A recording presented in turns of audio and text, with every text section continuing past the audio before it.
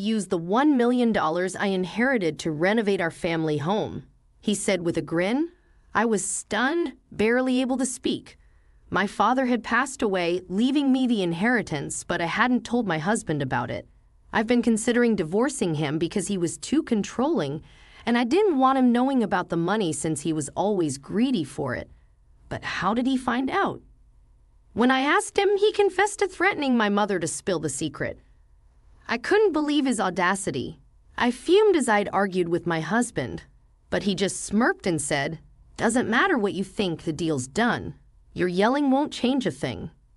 Now, I'm Caroline, 28 years old, working at a big bank. Always wanted to tie the knot, but my busy job didn't leave much time for dating. So I took a chance and signed up with a matchmaking agency. That's where I met Robert, a cheerful livery driver, a year older than me. In my line of work, I hardly meet any women. "Meeting someone like you, Caroline, is like hitting the jackpot," Robert said, blushing. "I feel the same way," I replied. "Would you go out with me with marriage in mind?" Robert popped the question. I said yes, and our love story began smoothly. We tied the knot 3 years back. At first, I thought we were a loving couple. I made more money than Robert, but he always praised me, saying, "Caroline, you're amazing, such a career woman." But 3 years into our marriage, Robert's attitude changed. He started with sarcastic jabs like, "Must be nice earning that big salary." And it wasn't just him. My once friendly in-laws turned cold. "Caroline, working at a major bank is impressive. You must have worked hard. We're thrilled our son married you," they'd say.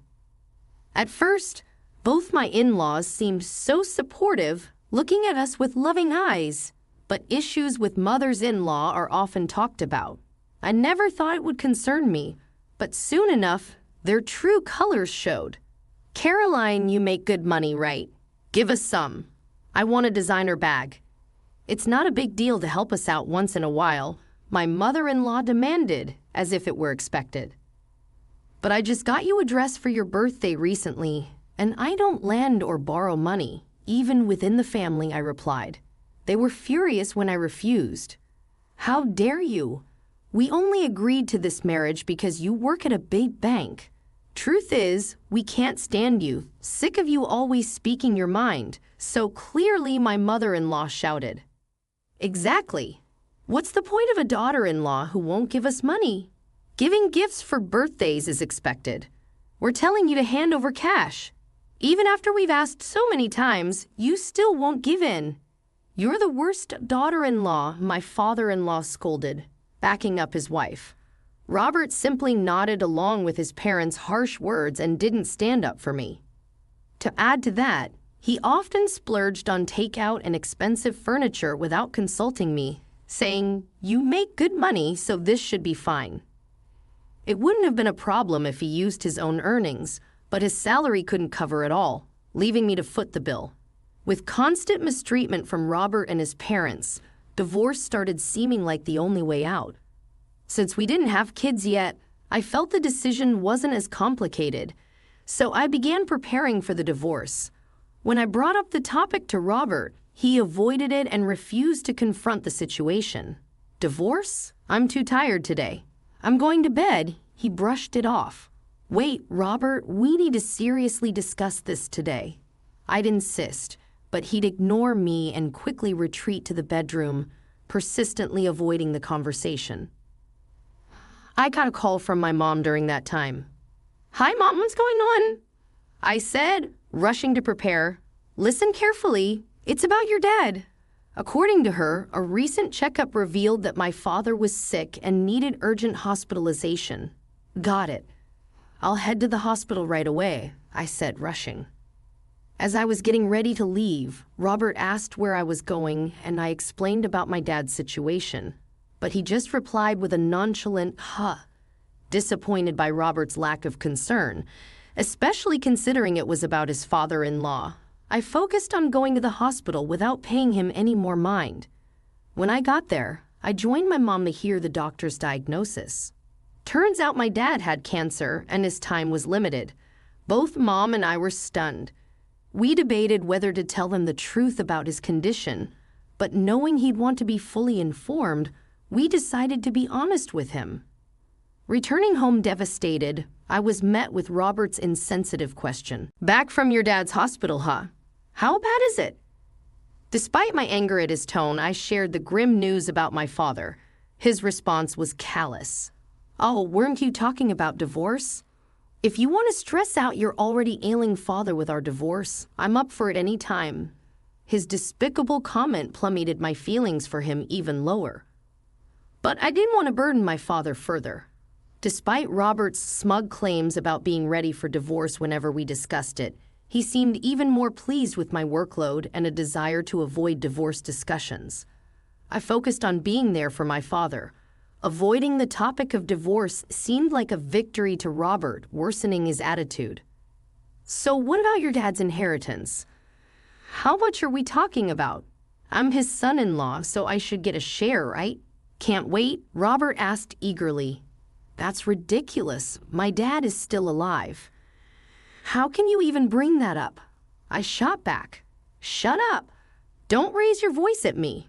No matter how much I objected, Robert seemed unaffected. His constant speculation about what he might get after my father's passing disgusted me, so I started staying at my parents' house. I told my mom that I'd be staying there for a while since it was closer to the hospital. After some time, my father passed away after his battle with illness. He left this world peacefully, as if he were asleep. My mom and I cried so much it felt like we'd run out of tears. But with funeral arrangements to be made, we couldn't dwell in our sorrow. I called Robert to inform him about my father's passing and the funeral date. Although I still wanted a divorce, I felt obligated to let him know since we were technically still married. "So your dad finally passed away, huh? Sorry for your loss," he said casually. Despite my suspicions, Robert showed no signs of sadness. I had hoped he would at least come to the funeral, but it seemed even that was asking too much. In the end, Robert didn't show up for my father's funeral. Some called him heartless, but I believed it was for the best that he stayed away and didn't tarnish my father's final farewell.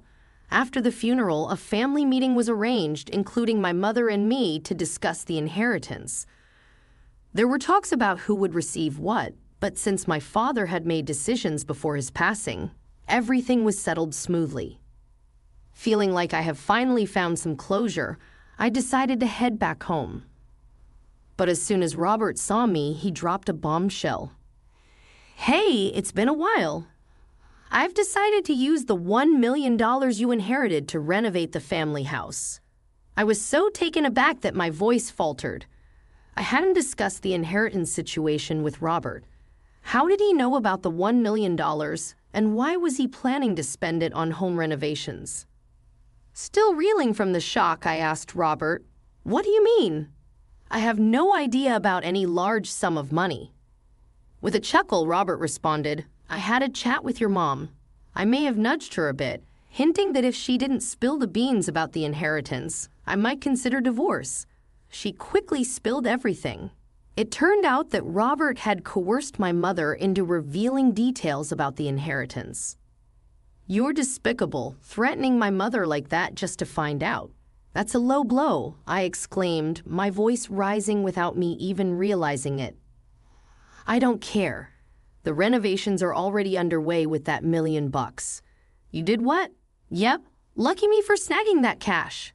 Good thing we're still hitched," Robert retorted smugly. While I was preoccupied with funeral arrangements and other tasks, Robert had already arranged for the renovations using the inheritance. I was speechless. "You're obsolete now, but I'm feeling generous. You have two options. Move in with my folks or file for divorce." Robert's smirk was downright repulsive. I sighed deeply and replied calmly, "I choose divorce, but I won't regret it." Robert laughed dismissively as if I'd regret anything. With that, he handed me a lawyer's business card. "From now on, we'll handle everything through this lawyer. And don't forget to transfer the inheritance to my account," he added. Silently, I packed my belongings and left. Even as I walked out the door, Robert kept reminding me, "Don't forget about the inheritance." When I recounted everything to my mother, she seemed taken aback. She hadn't realized how strained things were between Robert and me. She also apologized for divulging details about the inheritance to Robert. "It's all right, Mom. I should have told you everything, but Robert threatening you is the worst part." I reassured her, then asked if I could stay at our family home until I found a new place. She readily agreed. The following day, my phone buzzed incessantly with calls from Robert, all of which I ignored. Eventually, Robert showed up at my parents' house, ringing the doorbell persistently and causing a commotion. Despite my attempts to ignore him, Robert refused to leave and continued to shout loudly outside. "Hey, open the door. I know you're in there." Feeling overwhelmed by his aggressive behavior, my mother suggested, "Caroline, maybe you should talk to him to prevent any further disturbance for the neighbors. It might not lead to anything productive, but if things escalate, we'll call the police." "All right, I understand," I replied reluctantly. With Robert showing no signs of leaving, I reluctantly opened the door partially, leaving the security chain latched. "This is getting out of hand, Caroline. Whenever you transfer that $1 million, I can't afford the renovations without it," Robert shouted, attempting to shake the door and break the chain. Remaining calm, I responded to Robert, "It's under consideration." Confused by my reply, Robert looked puzzled and asked, "What do you mean, under consideration?" I confronted him with the truth, saying, "What I inherited was my father's vacation house. It's not in cash, so I can't transfer it to you." Robert's eyes widened in shock. "Then how did you manage to secure a $1 million renovation contract?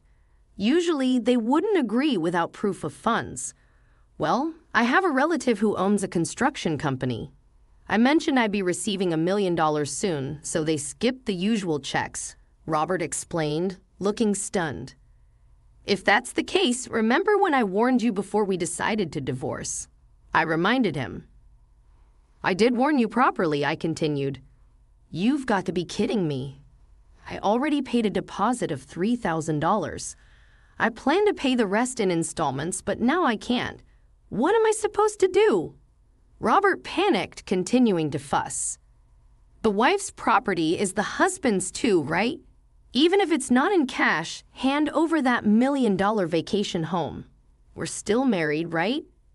"You've got it all wrong, Robert. Inherited property isn't shared. It's solely mine. Not a cent goes to you. And just so we're clear, we're not a couple anymore. We're total strangers," I asserted firmly. Upon hearing this, Robert's expression shifted from despair to rage. His face turned beet red as he began screaming louder than ever. "Stop playing games. I'm calling off the divorce. Give me the inheritance right now," he demanded, attempting to grab me through the door gap. When witnessing the altercation, my mother swiftly dialed the police. Robert withdrew his arm upon hearing her on the phone, but then smirked unexpectedly. "I'm done with you," he sneered before fleeing the scene. After he left, the police arrived. While the doorbell camera footage seemed to suggest action would be taken, the officers advised me to prioritize my safety and to avoid engaging with Robert in the future, regardless of the circumstances. They instructed me to keep the doors locked and, if necessary, pretend I wasn't home. 3 days later, I received another call from the police regarding the documentation concerning my father's real estate. When I returned to my parents' house after divorcing Robert, I had put the real estate documents in my bag, only to discover they had vanished. Upon being informed that the documents were found, I headed to the police station where Robert was unexpectedly present. To my shock, it turned out that Robert was the thief who stole the documents. As I demanded an explanation, exasperated, Robert wore a sullen expression and muttered, "You thought there might be cash in my bag since I inherited $1 million, right? So when you went through my stuff, you stumbled upon some important-looking documents related to the inheritance and decided to take them." Robert explained that he hadn't examined the documents closely at the time. It was only after learning from me that the $1 million wasn't in cash, but a vacation house that he realized the documents he took were the property title of that house. Later, Robert, assuming that selling the property title would convert the inheritance into cash, took it to a real estate agent accompanied by my in-laws to initiate the selling process. However, upon my arrival, the realtor informed me that since the title was still in my father's name, they couldn't proceed with the sale, as the inheritance division discussion had just taken place. I was in the process of finding the notary to transfer the title to my name. Even if the inheritance had been finalized, the property would still be under my name, making it difficult for Robert to sell it without my consent. In frustration, I demanded that they purchase the property since it belonged to my father-in-law. Their response was to call the police on me, likely due to Robert's aggressive behavior, which raised suspicion among the employees. As I stood in shock, Robert began making absurd claims to the police officer. I was just trying to sell it on her behalf. I didn't steal anything. I haven't done anything wrong. Please let me go, he pleaded, contradicting his earlier admission of taking the documents. Remaining composed, I clarified to the officer, "That's not true. I didn't ask him to sell anything. He stole it on his own. Plus, the documents he took were just copies, not the originals. Even if he tried, he couldn't have sold them. You set me up. Don't play games with me." Robert shouted furiously, spitting in anger. I responded icily, "What are you even talking about? You stole on your own, and now all you do is spout nonsense. Just face the consequences of your criminal actions." Frustrated, Robert bit his lip, and as a result, he was arrested for theft. With news of Robert's arrest and the loss of the $3,000 deposit broadcasted, my in-laws, now exposed as the parents of a criminal, were compelled to relocate from their town. Later, they seemed to hold a grudge against the real estate agency that reported Robert, resorting to making harassing calls and spreading rumors. The real estate agency, understandably outraged, filed a lawsuit against them for obstructing business and attempted fraud, as they had tried to sell property they didn't own. To avoid a court case, my in-laws had to pay a significant amount in damages. In their desperation, they reached out to me for help. "Caroline, please, we used up our savings for the deposit, and now we're in debt to pay the settlement." My ex-mother-in-law's voice trembled with urgency. But I felt no sympathy. "Why are you asking me for help? I'm divorced from Robert, and as far as I'm concerned, you're strangers to me now," I responded firmly. She pleaded, "You're wealthy, aren't you? Can you spare some money? We'll pay you back, I promise." "I don't believe that for a second. I'm ending this call. Don't contact me again," I replied coldly before hanging up and blocking both their numbers. Robert's number had been blocked long ago. Knowing Robert knew where my parents lived, I decided to sell our family home and move with my mother for safety. As for the $1 million vacation house, I put it back on the market and it sold without any issues. Now, my mother and I live peacefully, cherishing the memories of my father.